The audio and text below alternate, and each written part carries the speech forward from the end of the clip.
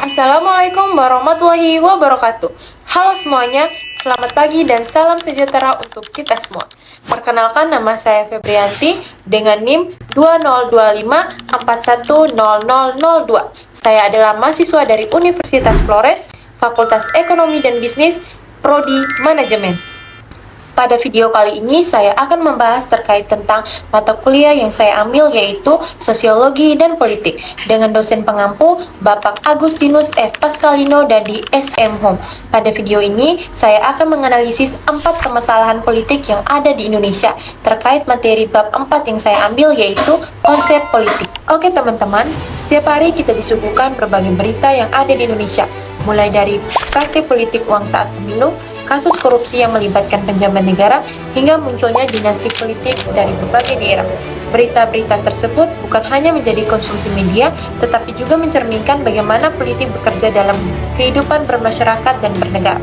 Dalam video ini, saya akan menganalisis 4 masalah utama yang saya ambil dari bab 4, yaitu negara, proses politik, elit politik, dan stratifikasi politik.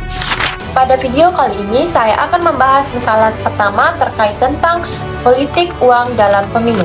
Politik uang merupakan tindakan yang memberikan uang, sembako, atau barang kepada masyarakat dengan tujuan memengaruhi pilihan mereka saat pemilu. Praktik ini masih sering ditemukan di Indonesia dan menjadi ancaman bagi demokrasi. Contoh nyata yang terjadi saat pemilu 2019 ketika Bawaslu menemukan 25 kasus dugaan politik yang di 25 kabupaten dan kota selama masa tenang pemilu. Dalam operasi tersebut ditemukan uang tunai dan sembako yang digunakan atau diduga untuk memengaruhi pemilihan masyarakat. Jika dianalisis menggunakan materi proses politik, politik merupakan serangkaian kegiatan untuk menentukan tujuan negara dan cara mencapainya. Menurut Miriam Budiarjo, politik adalah berbagai kegiatan dalam suatu negara yang berkaitan dengan proses menentukan tujuan bersama dan cara mencapainya. Pemilu merupakan bagian penting dari proses politik karena menjadi sarana masyarakat untuk memilih pemimpin secara demokratis. Namun, praktik politik uang menggunakan atau membuat masyarakat memilih bukan berdasarkan kemampuan calon, melainkan karena imbalan yang diterima. Akibatnya, kualitas demokrasi menjadi menurun dan tujuan pemilu tidak tercapai secara maksimal. Menurut saya, politik uang harus diberantas dan melalui penegakan hukum yang tegas dan pendidikan politik kepada masyarakat agar mereka memilih berdasarkan hati nurani bukan karena uang. Kita masuk pada pembahasan yang kedua, terkait tentang korupsi yang dilakukan oleh penjabat negara. Seperti yang telah kita ketahui, korupsi merupakan penyalahgunaan kekuasaan untuk memperoleh suatu keuntungan pribadi maupun kelompok.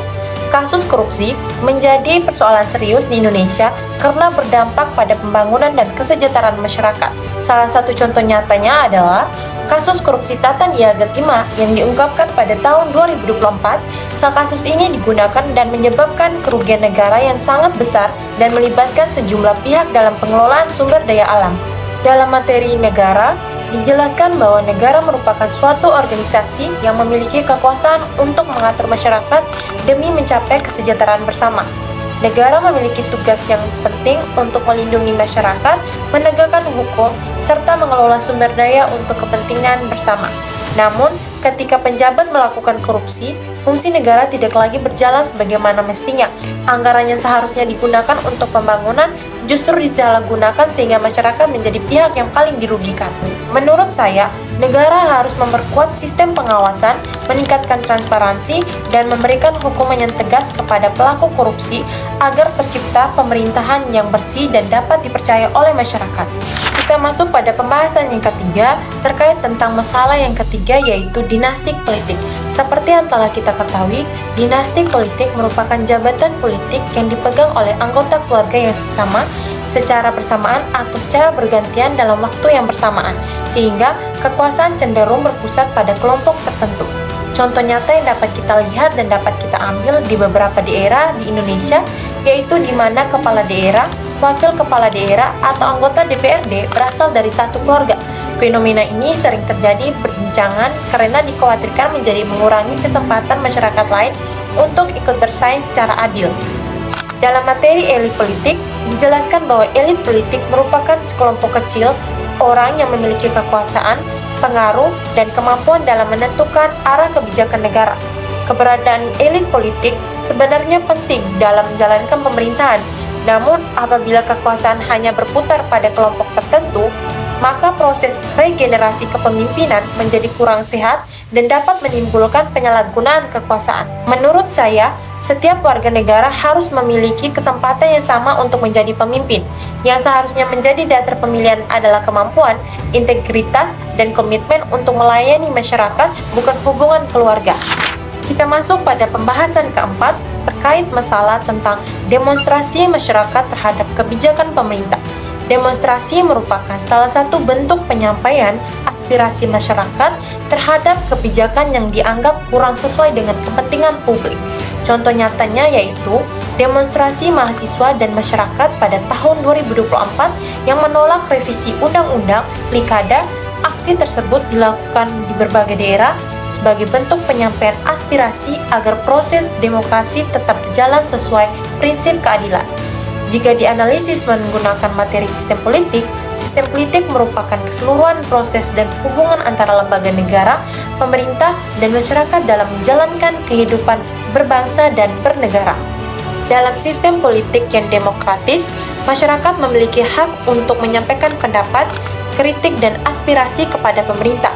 Demonstrasi yang dilakukan secara damai merupakan salah satu bentuk partisipasi politik masyarakat.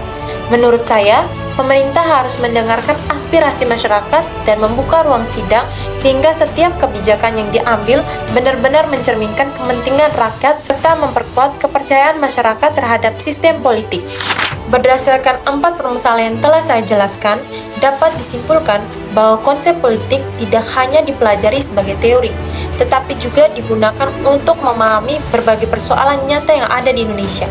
Melalui materi proses politik, negara, elit politik, dan sistem politik, kita dapat melihat bahwa praktik politik uang, korupsi, dinasti politik, dan demonstrasi masyarakat merupakan fenomena yang saling berkaitan dengan penyelenggaraan kehidupan politik yang ada di Indonesia. Sebagai mahasiswa, saya berharap seluruh elemen bangsa, baik pemerintahan maupun masyarakat, dapat bekerja sama dalam mewujudkan sistem politik yang jujur, adil, transparan, dan berpihak pada kepentingan rakyat, sehingga tujuan negara untuk mencapaikan kesejahteraan bersama dapat tercapai dengan baik.